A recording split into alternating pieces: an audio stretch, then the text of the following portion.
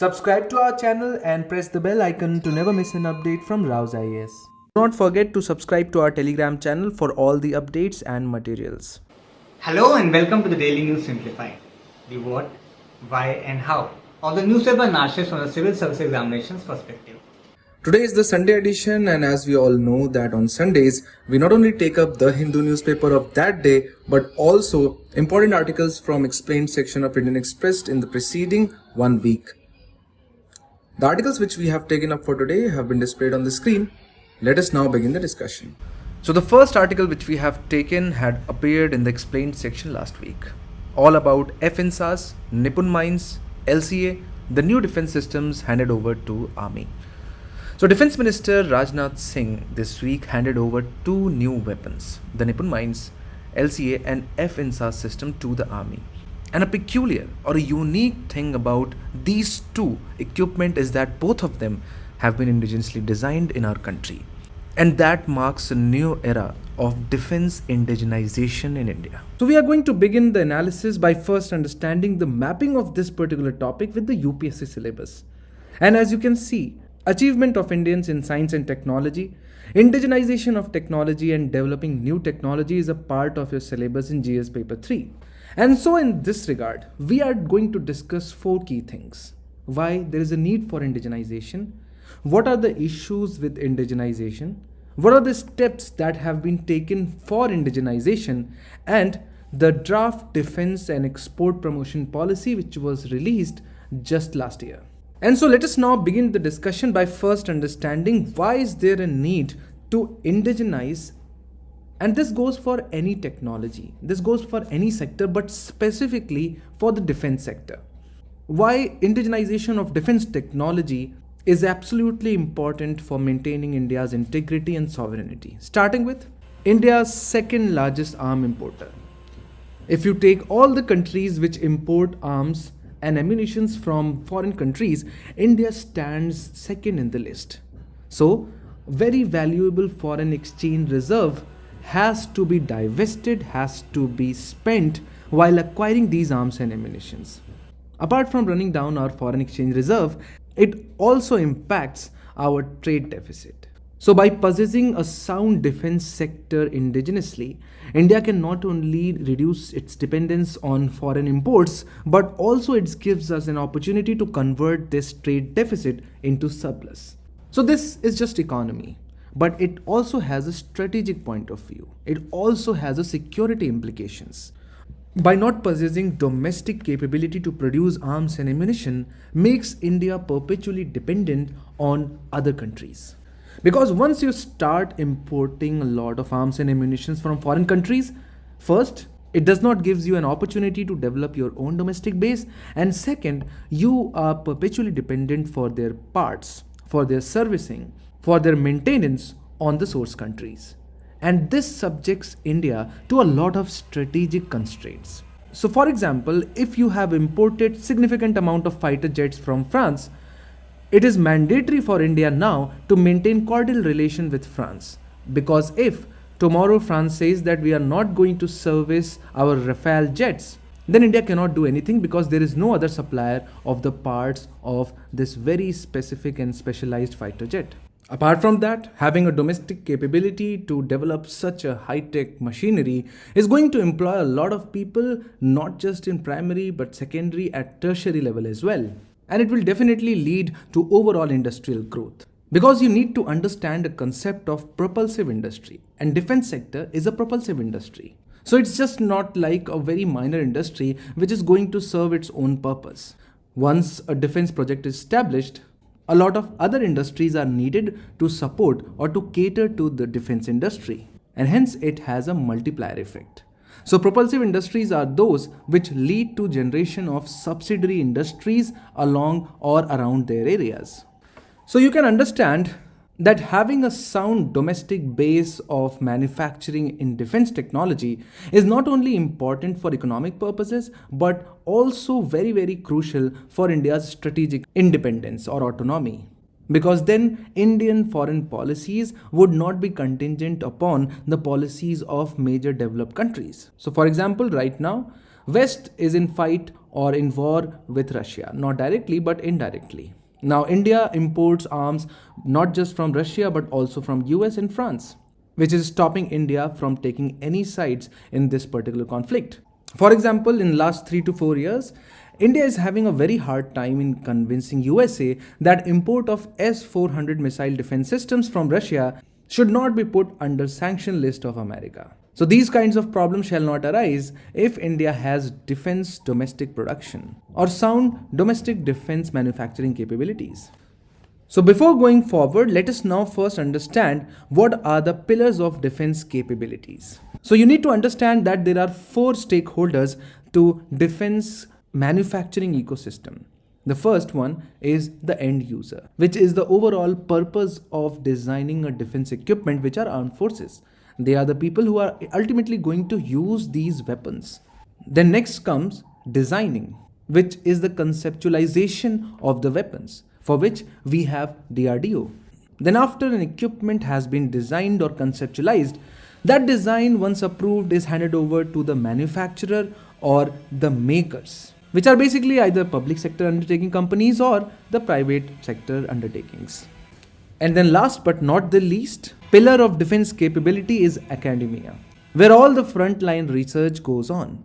If we talk about the 4 components, the last one, which is academia, is the weakest link in our country because the human resource capabilities in developed countries which deal with the cutting edge research is generally located in top institutions like Harvard, Stanford, MIT, Caltech, whereas in our country, the cutting edge research is right now going on in DRDO and ISRO and not in our universities and institutes. So what are the challenges which India's defense manufacturing capabilities are facing? The first and foremost is the massive delays in not just the designing and manufacturing, but also in the acquisition processes. And the main reason behind that is the functioning of armed forces, which are the users, the designers, which is DRDO, and the makers, which are PSUs, work in silos. There is hardly any interaction or collaboration, so to say, in between or among these 4 pillars.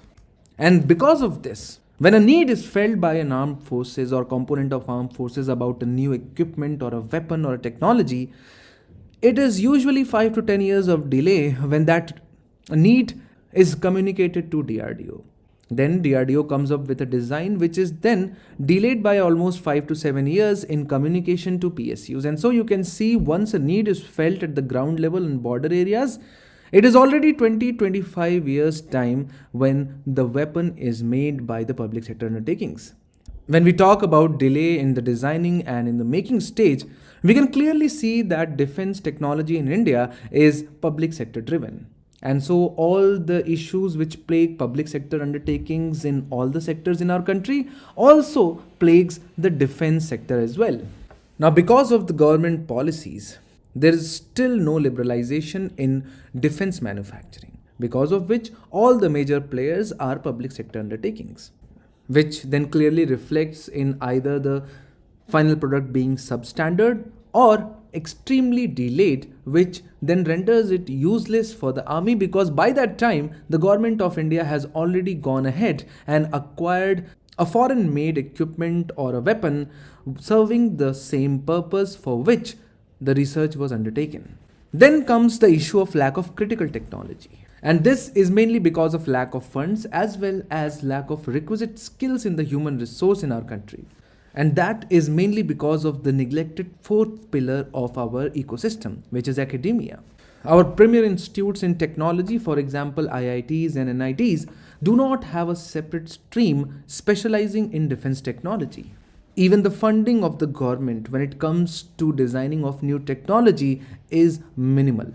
Then there are other issues as well. For example, long gestation period. As all of us can easily understand that these technology require a lot of time to be actually effectual on ground.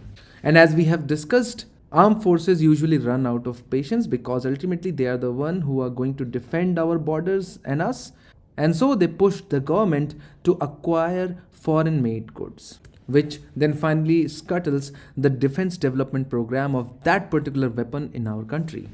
And then finally, we have a lot of land acquisition issues, just like all other fields.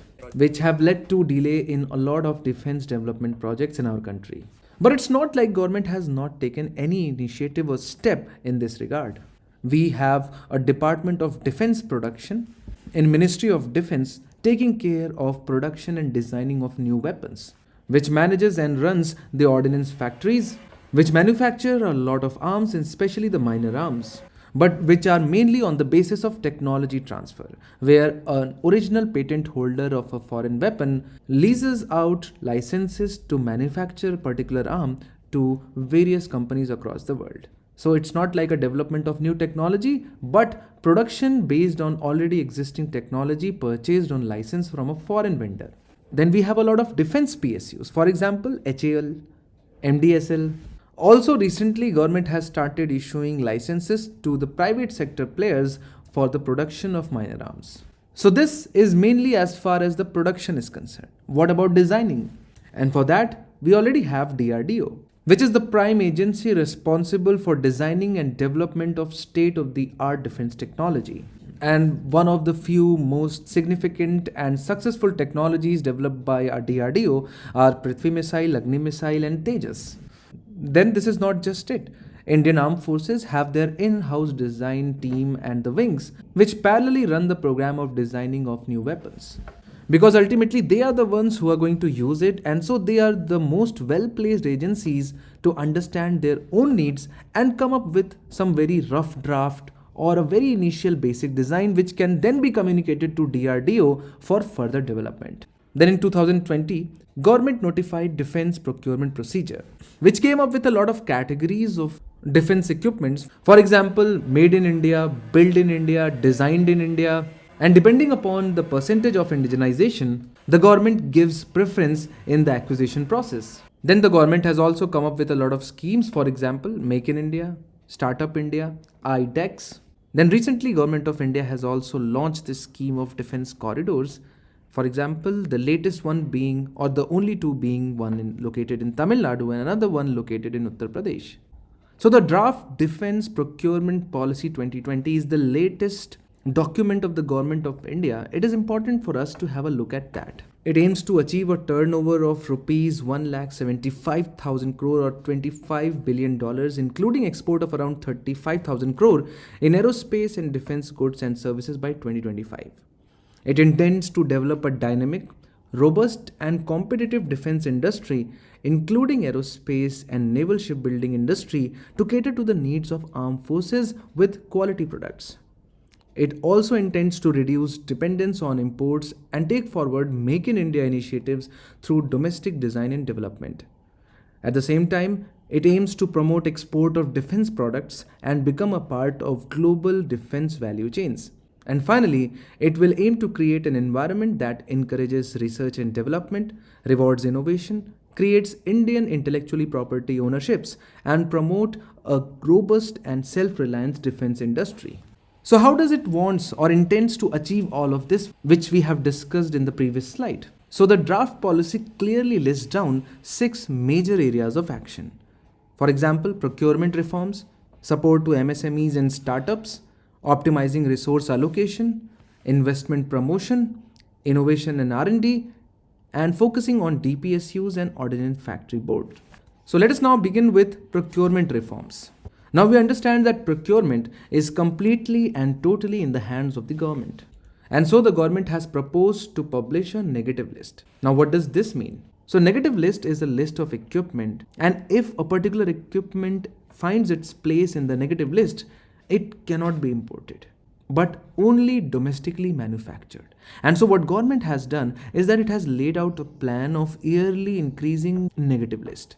So for example, let's say that the government notifies the negative list for 2024 and helicopter is there in 2024, which will mean that 2024 onwards, helicopters cannot be imported in India. It can only be manufactured in India and then acquired by the Government of India.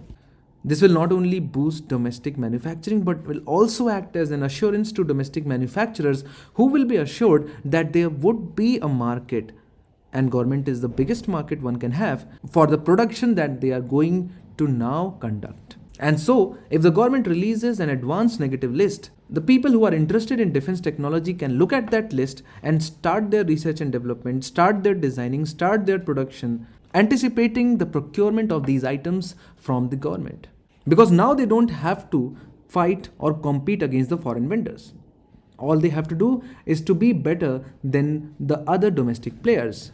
And the government has specifically mentioned in the draft policy that this list will progressively become longer and longer, which is a great news. At the same time, government also realizes that defense manufacturing and production is a highly specialized and skilled job, which requires a priori estimation of the development times and production lead times, which is basically the minimum amount of leverage in terms of time an agency needs to be able to successfully develop a weapon or an equipment, life cycle costs, as well as maintenance requirements. And so, in order to be able to calculate all of these and integrate these into the overall cost, a project management unit has been conceptualized in the draft policy, which will have representation from all the services, which will not only facilitate the overall procurement, but will at the same time also ensure the enforcement of the contracts. Next comes support to MSMEs and startups. Like any other sector, MSMEs or startups form an important part or pillar of defense manufacturing as well. And in this regard, the draft policy proposes two important suggestions. The first is that it proposes component manufacturing by MSMEs immediately once this policy is notified. And from the reading of the draft, it makes us or leads us to believe that the government might make it mandatory for all the components production to be done under MSME sector. Then it proposes an indigenization portal, which would be quite similar to the GEM portal, where all the services are going to list out the demands or their needs, and anyone from the private sector, especially belonging to the MSME sector, will be eligible to contact the services, their project management unit, and propose their idea or the design or the manufactured products. And so it is going to go a long way in addressing the delay in procurement and acquisition process.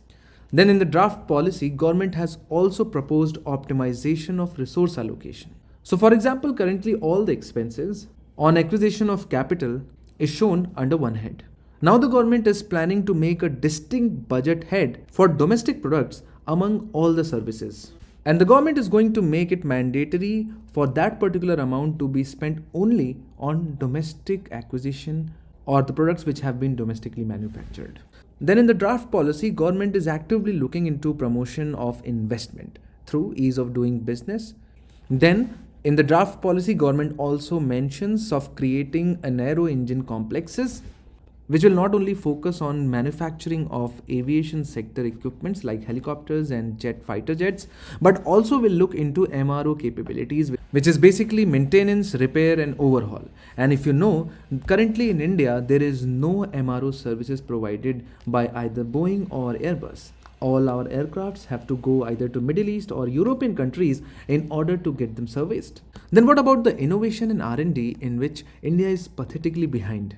And in the draft policy, government has proposed target missions and it has specified some items only for them. The government is going to run target missions. So these are hypersonic missiles, 5th generation fighter aircraft and transport aircraft. So just like government runs very targeted schemes for, let's say, public distribution system, for enabling people to construct their own homes through RAU'S yojanas, similarly specifically targeted schemes will be run or the missions will be run to manufacture domestically these three highly advanced technologies. And in the draft policy, government specifically mentions lab to lines or concept to implementation scheme. So government is going to lay a lot of emphasis on how and why we can convert the ideas or the designs into functioning models which are effective on ground. So when we talk about FINSAS system, it stands for Future Infantry Soldier as a system. A program for infantry modernization aimed at increasing the operational capability of the soldier. The full gear of FINSAS system includes an AK-203 or AK-203 assault rifle, which is of course a Russian origin gas-operated magazine-fed select-fire assault rifle. On the weaponry front, other than AK-203, the FINSAS includes a multi-mode hand grenade, which can be used in defensive as well as in offensive modes. Himachal prone to natural disasters appears on page number 6. So as Himachal Pradesh experiences nature's fury in the form of landslides, avalanches, natural hazards have become a matter of concern. So from the perspective of UPSC examination, disaster management under GS paper 3 encompasses the topic of landslides. Also, it can be asked in GS paper 1. Hence, it is important to discuss this from the static point of view. So, we'll start by mass movements. Now, as far as the definition is concerned, any kind of movement of earth material like rock, soil, or even vegetation down the slope under the influence of gravity is known as mass movement. There is no other definition to it. The movement should be of earth material and it should be due to the force of gravity and no other force. Now, as far as the movement of the material is concerned, it can fall, it can topple, it can slide, it can also flow. But as long as it is flowing in the downward direction or along the slope, it will be called as mass movement and it will remain a cause of concern for us. So if this is a part of a slope, then ultimately what will decide the movement of the mass is the slope or the angle of the slope. The steeper this angle gets, the easier it will be for the mass to move, and the flatter or the horizontaler it gets, it will be difficult for the mass to move because the impact of the gravity will decline as this slope moves towards horizontal. And the second factor is the strength of the material. So as long as there is a strong binding among the material contained in this rock surface, the movement will be difficult. But as soon as the factors which reduce the strength or which increase the weakness of these rock surfaces, the movement of the mass will increase. And hence all the causes of mass movements can be segregated into these two kinds. So starting with the geological factors, you obviously can think of the presence of weak and sensitive as well as weathered material will easily cause a mass movement. Along with that, presence of a lot of joints or fractures or fissures in the rocks will make it very easy not only to weather the rock but also its downward movement. As far as morphological factors are concerned, higher tectonic activity generally leads to higher rates of landslides or mass movements. Higher tectonic activity leads to higher earthquakes, which then weaken the slope and hence induce mass movements. Also, erosion and degradation are also a major factor in inducing mass movements. Now you might ask that how is erosion responsible for causing mass movements? So let us now consider this surface or a side of a mountain, and if a river is flowing across this surface, then it will keep on eroding the side walls of the valley, because of which the slope will become steeper, and as the slope becomes steeper, we have discussed, it will lead to the collapse of this surface, which is nothing but the mass movement. And as the influence of man on nature is increasing, the role being played by anthropogenic factors are also increasing, and hence excavation of a slope and mining are one of the major factors which lead to landslides in current scenario, and also deforestation, because dense forests and their roots keep the material bound and prevent it from collapsing. So all the mass movements can be categorized into various kinds. Start with the falls, which is basically quite abrupt movement of materials that become detached from steep slopes or cliffs. Then comes the creep, which is very slow and steady downslope movement of soil or rock, which is often indicated by slow but persistent tilting of trees or poles and other such vertical objects, because the top layer of the soil has been continuously sliding downwards. Then comes the debris flow, which is a rapid mass movement in which loose soils or rocks and other organic matter combine with water to form slurry that then flows downslope. Then comes the mud flow, which is also rapidly flowing mass, but it has a lot of water content much higher than the debris flow. And finally, solifluction, which is the slow flow of saturated soil downslope, which is often associated with melting of ice in permafrost or in hilly regions. So let us now focus on landslide prone areas in our country. So as we have highlighted before, Geological Survey of India has already declared around 13% or 12.6% of our land area as landslide prone region. And the major landslide prone areas in India include Western Ghats, including Tamil Nadu and Kerala, Karnataka, Goa and Maharashtra. Eastern Ghats, and this is Araku Valley or Araku region in Andhra Pradesh. It is famous for something else. Please try to recall why it came into news in last 1 or 2 years. Then of course Northeast Himalayas and also Northwestern Himalayas. Let us now talk about the impact of landslides. And those can be segregated into short-run as well as long-term impacts. So as far as the short-term impacts of landslides are concerned, in the immediate aftermath of landslides, there is an immense loss and damage to property as well as loss of lives if there is a settlement in the area impacted due to landslides. Then of course, destruction to agriculture crops, damage to vegetation, obstruction of vehicular movement due to the damage to the infrastructure are some of the negative impacts immediately after a landslide. But if we talk about long-term consequences, in the long run, landslide leads to a lot of discharge of sediments into the river, which then increases the sediment load and which slows down the flow of the river, causing floods. It reduces the effective life of hydroelectric and multi-purpose projects by adding an enormous amount of silt load to the reservoirs. And because of this silting, the capacity of the reservoirs decrease drastically. And hence, they have to be cleaned on a regular basis. Then obviously, loss of cultivable land. Also, during the landslide, usually the top layer of the soil is destroyed, and hence its environmental as well as anthropogenic consequences are much larger.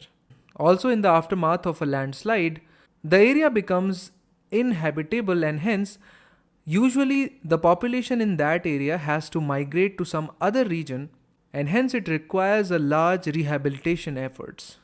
And finally, you can say that this is a geographical or economic impact, which is frequent disruption of transport networks leads to geographical isolation and hence perpetuates underdevelopment, because no capitalist or investor would like to start a business in a region which is frequently cut off from the markets.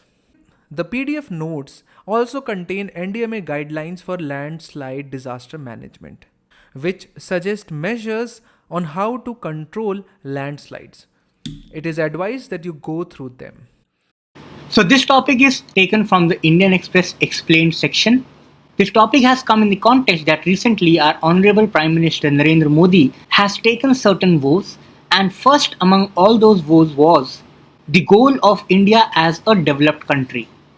In this relation, we shall discuss that what exactly do we mean by development, what are certain indicators, and is there any objective definition of development or not. As far as syllabus is concerned, this topic falls under General Studies Paper 3 section because it is related to the economic and social development. Now here, the first question which comes to our mind is, what exactly is the development? Is it just related to the economic sense, or it also has the social dimensions? Now this aspect is very important. As far as the economic indicators are concerned, the World Economic Situation and Prospects Report divide the countries into 3 categories. This categorization is, the first category is the developed economies, second is the economies in transition, and third is the developing economies. Similarly, the World Bank's categorization is based on the economic parameter. That economic parameter is gross national income per capita. Now here, coming back to this particular aspect, economic or social. Now if you have to carve out your own idea of development, what will it be? Let us understand this with an example. Which is that first country which comes to your mind when we say that it is a developed economy? I guess USA, or someone might come with some European country, for example France, Germany, or might be Scandinavian country, for example Norway, Sweden, Finland, etc. Now if we have to identify that what is 1 or 2 common parameters which are prevalent in all these countries, Primarily, those parameters will be economic in nature. Why we have taken USA as a developed economy? Because of its economic strength. Similarly, the European countries because of their economic strength. And that is why we have discussed here that the World Bank's categorization is based on the gross national income per capita. That is how much one person is earning in that particular country. What is his average income? So as per this categorization, there are certain high income countries. The countries which have GNI per capita more than $13,205. There are three countries in this group, that is USA, Norway and UK. Then comes the upper middle income, that is middle income is further divided into two subcategories, that is the lower income as well as the upper middle income. So the most important country in the upper middle income bracket is China, and India comes in the lower middle income group. And then in the low income groups, we have certain African countries like Somalia, Zambia, and certain war-torn countries like Afghanistan. So now here, again I would like to ask you one question. Let us suppose there are two countries, A and country B. If I am saying that country A is having higher per capita income than B, can I conclude that most of the people in country A are earning more than country B? Now this conclusion is not certain. There is a possibility that it might happen, as well as there is a possibility that it might not happen. For example, let's say the total income of country A is rupees 1000 and there are 10 people living in this country. And out of these 10 people, there is one person who is commanding 900 rupees and the other 9 people are commanding the remaining 100 rupee. So obviously there is a high inequality and there is a huge wealth concentration in the person one's hand. So yes, this particular person is very rich, but the other people are very poor. But still here, the per capita income of country A is 1000 divided by 10, that is rupees 100.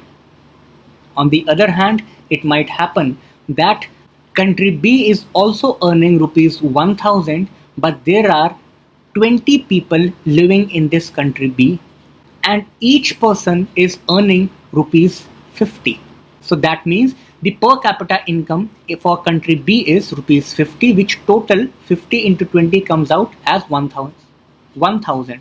So here, yes, I agree that the per capita income of country A was much higher than country B, but still, if we have to talk about the development or we have to talk about the quality, obviously the people living in country B will be more happier.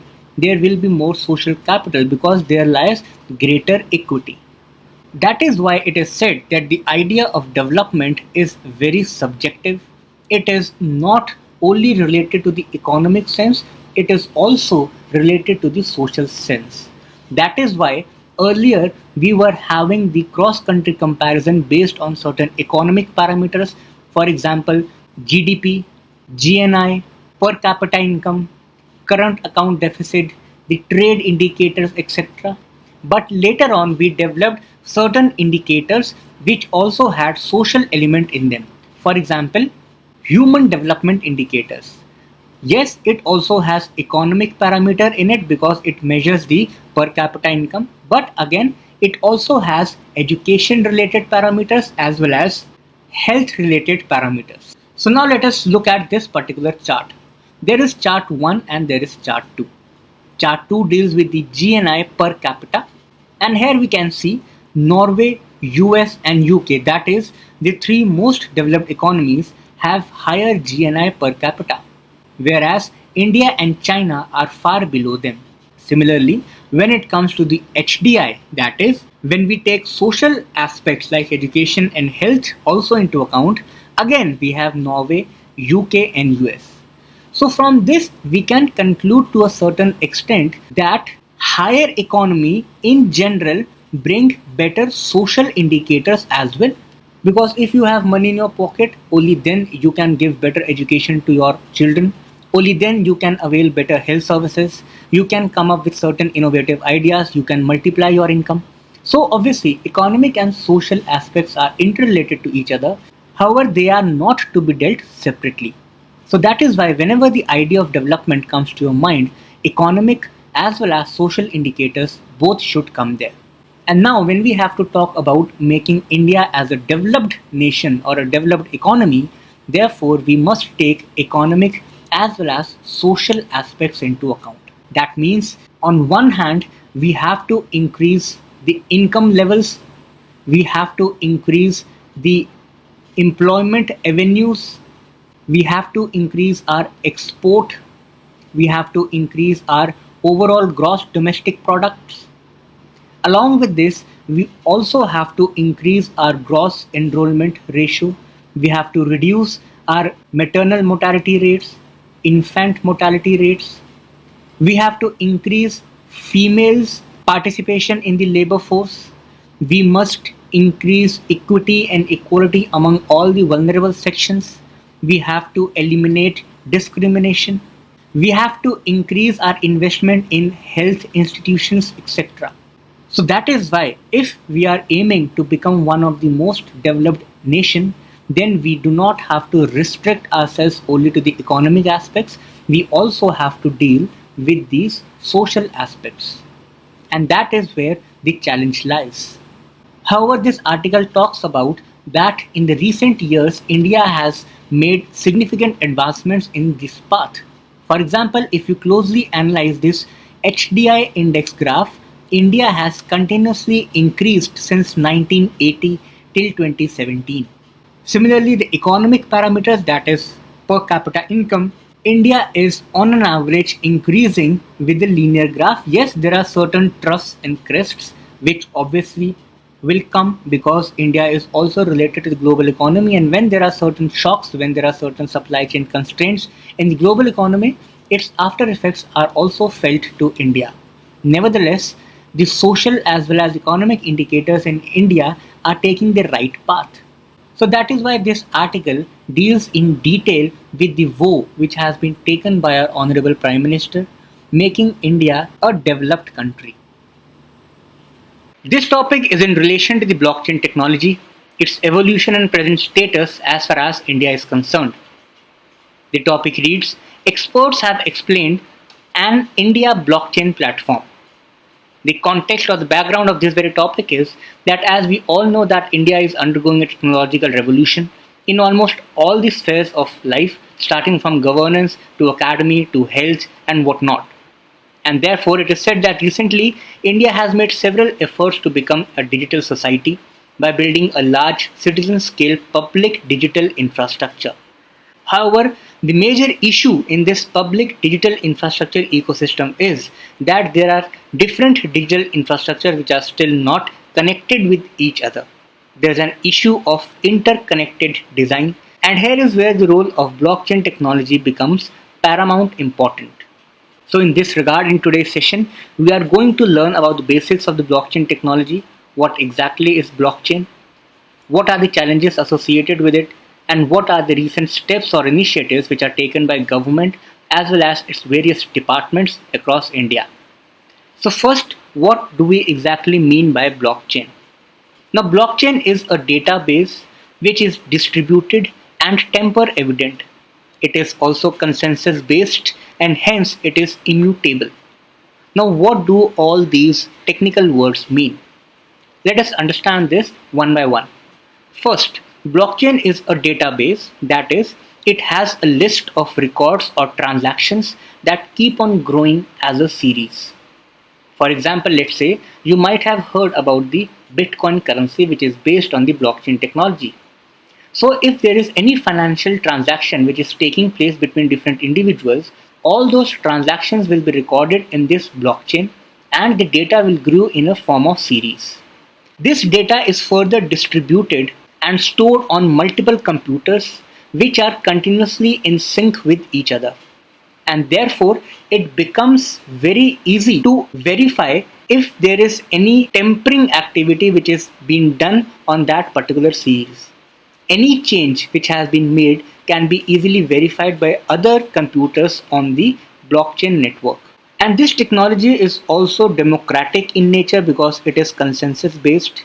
Because for any change which is made on that particular series, if that change has to be accepted, at least 50% of the users must agree to that particular change. And the record which is once created cannot be changed, and therefore it is immutable. So this is the basic blockchain technology. Now, obviously, it will depend that you are using or utilizing this blockchain technological principles in which area. Depending upon that area, we can expect the positive outcomes. So in this line, now we shall discuss certain significance of the blockchain technology in various sectors. Here we are going to take the syllabus approach of the UPSC examination, and we'll see that how in different domains this blockchain technology is important. For example, in art and culture, we can use this technology to store the digital artifacts, the manuscripts, the records, the excavation records, which we can take from Archaeological Survey of India and combine them in a digital format. Now, because we have seen that data which are stored in the form of a series is secure and immune to tampering, and hence those digital records will be sort of a permanent records which we can utilize in the coming years. Similarly, in the social sphere, for example, globalization related data, population census, or the surveys which are conducted to estimate the poverty or the nutritional data, all that data can be stored on the blockchain platforms. Next comes the governance. Here also the role of data is very important. For example, student certificate, scholarship details, etc. Interlinking various stakeholders, let's say government, educational institutions, health institutions, media personnel, etc. It can also help us to bring the transparency in the financial spending of the government, and hence can also lead to financial democratization of India. Similarly, in enhancing the efficiency of our judiciary, the digital courts or the e-court systems can also be strengthened by using the blockchain technology. There are multiple entities such as police, legal departments, etc., which can work in a more coordinated manner using this blockchain technology. Moreover, in the healthcare ecosystem of our country, the patient's records, consent forms, billings, public health monitoring systems, all this can be done using the blockchain technology. And this is not just hypothetical instance. Across the world, there are several initiatives which are being taken in different parts by different countries in this sphere. For example, in the economic sense, Singapore is using the blockchain to enable the cross-border payments. Similarly, Chile is using the blockchain technology to enhance the transparency in the energy grid by tracking the data and finances which is related to it. Sweden is using the blockchain technology for the real estate deals. Ghana is using it to collect the property taxes. So by this I mean to say that there are several countries which are investing in the research and development related to blockchain technology, and they are utilizing it in different aspects of life. Similarly, the recent technological adoptions, for example, the cryptocurrencies or other digital currencies, are also based on this blockchain technology. On a large scale, UAE has a Smart Dubai initiative which aims to become the first city fully powered by blockchain. And hence everything from healthcare and education to traffic management, environmental sustainability, all these things will be linked to each other in the Smart Dubai initiative. But along with these merits or significances, there are certain challenges as well. The first and the foremost challenge is related to the technological adoption in terms of its scalability, interoperability, and data format. For example, if we move towards a new technology, that is blockchain technology, there will be a certain challenge to operate this technology on the existing technological platforms, or how do we integrate the existing technological platforms with the blockchain technology. So that is why there lies the challenge of interoperability. Similarly, the data which is to be transacted using the blockchain technology, how that data will be read by the existing technological platforms. So there are certain challenges which are there because this technology is still in its nascent stage. Similarly, the next challenge is of regulatory compliance. Still, the information technology laws do not cater to the evolution of the blockchain technology. They do not cater to the necessities which blockchain technology require for its flourishment, and that is why there must be certain changes in the regulatory framework in order to adopt this technology. Next comes the awareness and the skills part. We all know that less than 5% of our total population is skilled. Still, there is a lot of informal sector, and a lot of population is still skeptical about the relevance of the blockchain technology on various accounts of privacy, security threats, etc. The fourth challenge is related to the data localization. Yes, we agree with the fact that blockchain technology will help us to integrate and streamline the huge amount of data. But then the issue is that there are high chances of misusing this data. So that is why the data localization must be done. India, or for that matter any country, must build its own policies that how to use its own domestic data. And then the last issue is related to disposal of the records. As we have discussed that once any data gets imprinted in the blockchain technology, it is permanent. So there lies the challenge of disposability. For example, the right to be forgotten must also be enforced in this blockchain technology. In this line, there are certain initiatives which are taken by the Indian government to promote the blockchain technology. First and the foremost and the most important one is the National Strategy on Blockchain. There are certain important pillars in this national strategy. It aims to have geographically distributed nodes across the country. It aims to design and develop an indigenous blockchain platform incorporating identified best practices. Then it also aims to integrate this technology with the important national level services such as ePraman or DigiLocker. To tackle with the issue of awareness, it aims to sensitize the MSMEs, government departments, law enforcement agencies, etc. for boosting its adoption. It also caters to the reforming the existing rules and regulations. In order to have a better governance, it aims to build the Blockchain Advisory Council and the Steering Committee. Further, it also aims to provide incentives to the central as well as state governments to use this blockchain technology in the relevant sectors. To address the skill gap, human resource development is also an important part of the national strategy on blockchain. And in last, this strategy on blockchain is based on the multi-institutional approach involving various stakeholders from government, premier academic and research institutions, startups, industries, and all the other stakeholders which are important to build the blockchain ecosystem. The next important initiative is by MITI, which has supported the multi-institutional project titled Distributed Center of Excellence in Blockchain Technology. There are certain state governments which are coming up with their own innovative initiatives. For example, Telangana has started the blockchain technology based solutions for property registrations. Then CDAC is coming up with its mission on blockchain technology. Academic and research institutions, for example IIT Kanpur, is also working on this technology. Similarly, our national think tank, that is Niti Aayog, has developed the blockchain based system for fertilizer industries.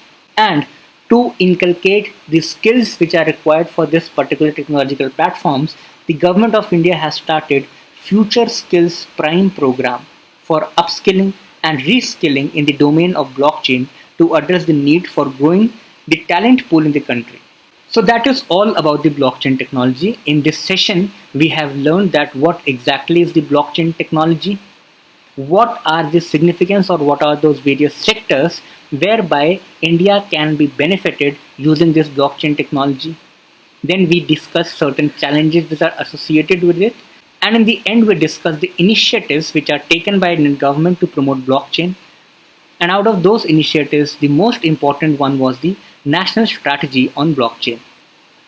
This topic is again from the explained section. The topic reads, which oils to use and how much, do's and don'ts of consuming fats. So as the topic is clear, this topic is basically relevant for the human health, and such topics are very important when it comes to the prelims examination. For example, if you can see here, in 2011, UPSC has asked this question. The question said, A company marketing food products advertises that its items do not contain trans fats. Now, this word is very important. The question further said, what does this campaign signify to the customers? There were three statements given. The food products are not made out of the hydrogenated oils. The food products are not made out of animal fats or oils. The oils used are not likely to damage the cardiovascular health of the consumers. You have to find the correct statement. As far as this question is concerned, option D, that is 1, 2 and 3, all the three statements are correct. However, to answer this in your preliminary examination, you must first understand that what exactly is the trans fats, what is their role, how does it affect the human body. The trans fats are very much related to the oil which is reheated, and that is why in today's session we are going to discuss these dimensions, that what are those oils which are relevant for the human health, which are those oils which are not beneficial, and then we will also discuss certain steps which are taken by FSSAI. So now let us begin our discussion in detail. First of all, we should understand that yes, trans fats are very much harmful for the human body. If you are reheating your oil again and again, the fats become saturated and thus it harms the body. However, all the oils are not harmful for the human body. And according to the opinion of the author of this particular article, around 3 to 4 teaspoons of oil should be consumed daily, including the oil used in cooking. An entirely oil-free diet will harm the human body in the long run. Yes, there are studies which are contrary to the opinion of this author, but yes, because we are discussing this very article, so here we are going to discuss the opinions or the fact-based research which is provided by this author. And according to him, he says that a certain amount of oil, which also contains certain essential fatty acids, are relevant for the human body. They help to reduce blood fats. They have high medicinal value for the patients suffering with diabetes. They are also sometimes important to tackle the cardiovascular diseases. And the good oil for the human body, according to this author, are olive oils, canola oils, mustards, and then other materials like avocados, pistachios, walnuts, almonds, and sesame. Then the author also talks about the second type of good fat, that is polyunsaturated fat. The fat must be unsaturated, and one good example of this polyunsaturated fat is omega-3 fatty acids, and fishes are the best source of omega-3 fatty acids. But the issue is that many of the people are having vegetarian diets and they do not eat fishes. And moreover, we also know the issue of biomagnification. We also are aware about the issues of increasing mercury-based pollution in the water resources, which in turn end up getting consumed by the fishes.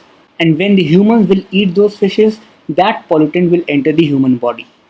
So that is why there are certain cultural as well as ecological issues associated with the fish consumption. Nevertheless, fishes are one of the best sources of omega-3 fatty acids. And as far as the average Indians are concerned, these fats are low in the bloods of Indians, and that is why we must consume certain amount of oil in our daily diet. But most of us consume ghee and coconut oil. In North India, ghee is very prevalent, and in southern India, the coconut oil is very prevalent. In southern India, in almost all the dishes, the coconut oil is present. So the author says that the intake of the saturated fats and palmitic acids leads to higher risk of arterial clogging, cardiovascular diseases, as well as heart attacks. As far as the dairy ghee is concerned, it has around 60 to 80% of the saturated fats as well as palmitic acids.